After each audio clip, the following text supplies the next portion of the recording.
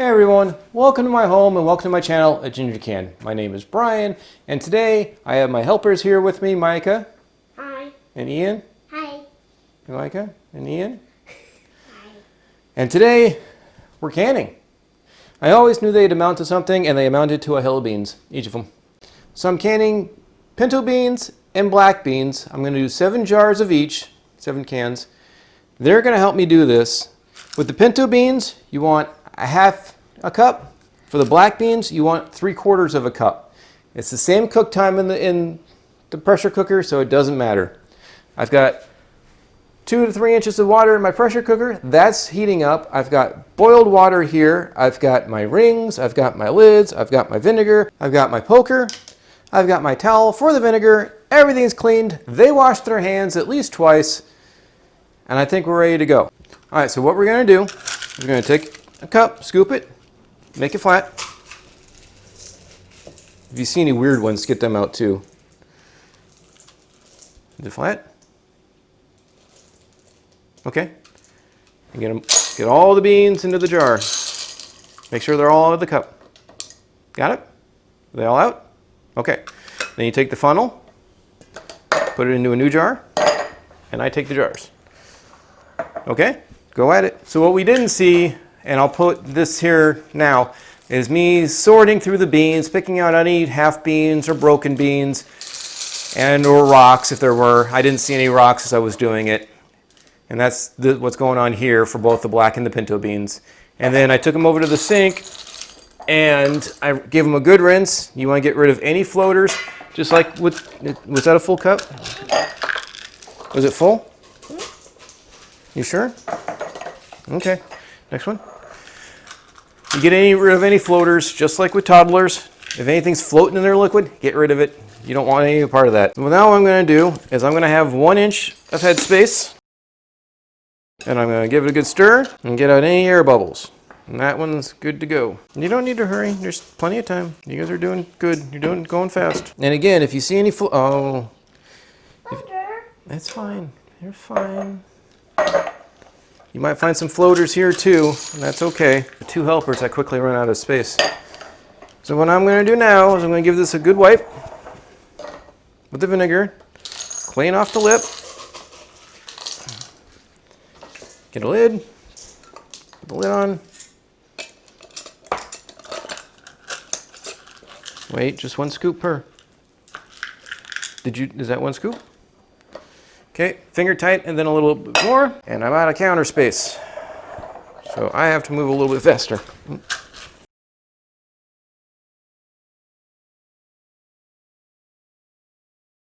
There's the half bean. Okay, take it out, please. And just put it on the counter. I saw a peel bean. Okay, take that out too, please. I took it out already.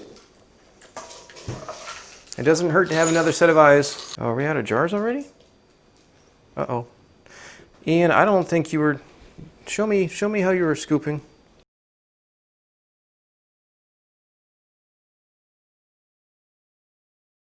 Okay, we're going to have to ad-lib some. So we're going to add a couple more beans in each.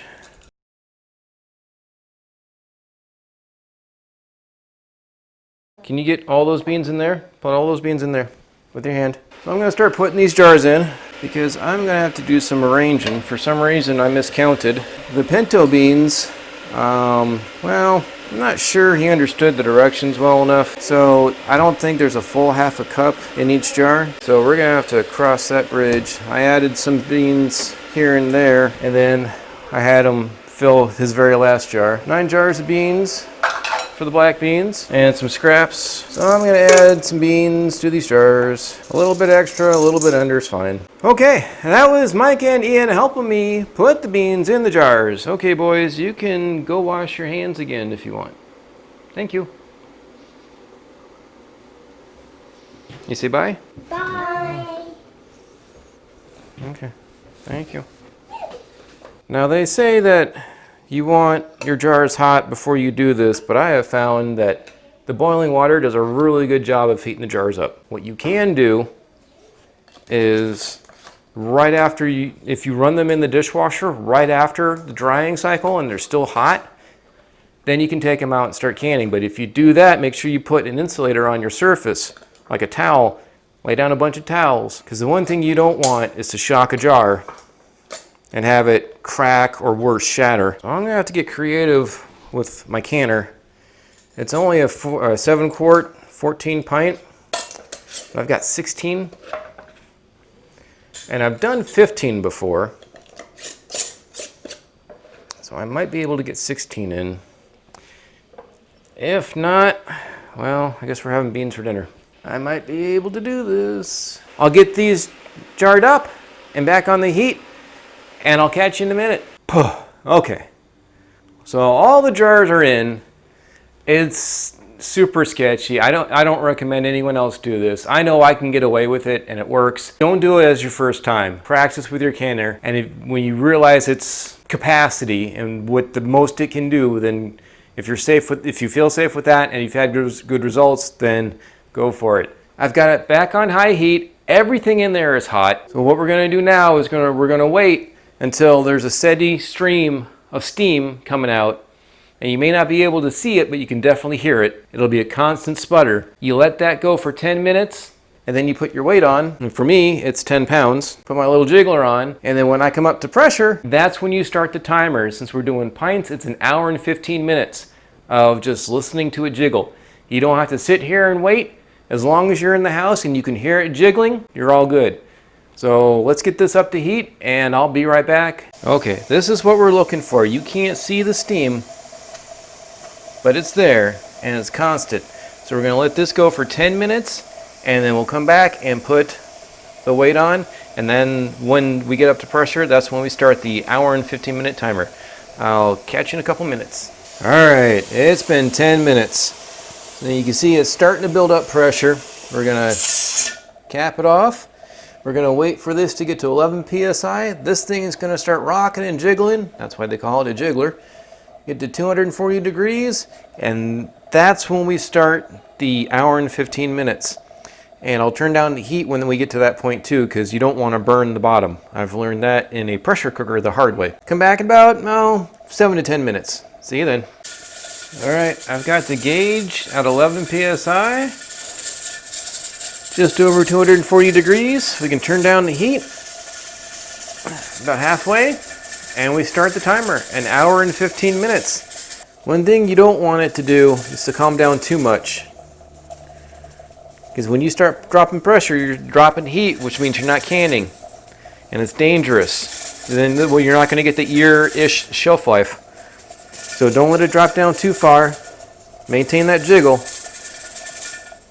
This is good. So I'll catch you back here in 75 minutes. Alrighty, well, it's been the hour and 15 minutes. So I'm just gonna turn this off. And I'm gonna let it sit till it's 0. But at this point, we don't need to rush anything. We can just hang out, and burner's not going. This will cool down a little bit, and when it gets to about 0, I can take the jiggler, the weight off, and I can slowly move it very carefully, because the jars are still going to be hot in there. I'll slowly move it to the edge, take the top off once I know there's no pressure left, and then I'll move the jars to the counter and they can finish cooling overnight. Okay, well, it's been about 45 minutes since I turned everything off. I haven't taken the jiggler off yet. And it's just been setting. I've got the pizza going, so if you hear that humming, I'm sorry. If you hear it beeping, swear words will ensue. I've been having a lot of problems with this stupid oven. It's on my list of things to replace. Anyway, this is still super hot, so we got to be really careful. I'm going to take the jiggler off using a pot holder. I'm going to take the jiggler off because that is really hot. Okay, we've lost pressure. I'm going to slowly and very carefully move this because it is over capacity. And I don't want to bump or shock or otherwise damage or scare or harm any of the jars. I got it to the point where I can grab the handle and take the lid off. Now, I have towels down on my counters because, again, we don't want to shock the jars. And we're still boiling inside. Oop, pop. I don't know why I'm putting my hand underneath, because the last thing I want to do is try to grab these if they fall. How about I do this? Yeah, that makes a lot more sense. And I don't know if you heard that, but the rings are loose. And that's okay. The rings can be loose. These will have water, so I tilt them on their side, dump the water off before I bring them over. So thankfully, even though we were over capacity, nothing shattered, nothing broke, everything is fine. If you're not comfortable doing it, then don't do it. And there we have it, 16 pints of beans. So that's all I got for you today. Thank you for sticking with me. This has been a Ginger Can, and today a Ginger Can, canned beans. Special thanks to Micah and Ian, my special helpers. They did a lot of good work today. And hopefully they'll remember something in the future, but we're going to be doing this again, so repetition is key. So if you enjoyed this, please give me a thumbs up, click that little like button, comment down below if you've tried this. So I'll put some numbers up here so you can see what my overall savings is, or my overall cost is. I have a 20-pound bag of beans that I paid roughly about $9 for. They're all pinto beans. And each jar, or each half a cup of pinto beans is about 3 1/4 to 3 1/2 ounces.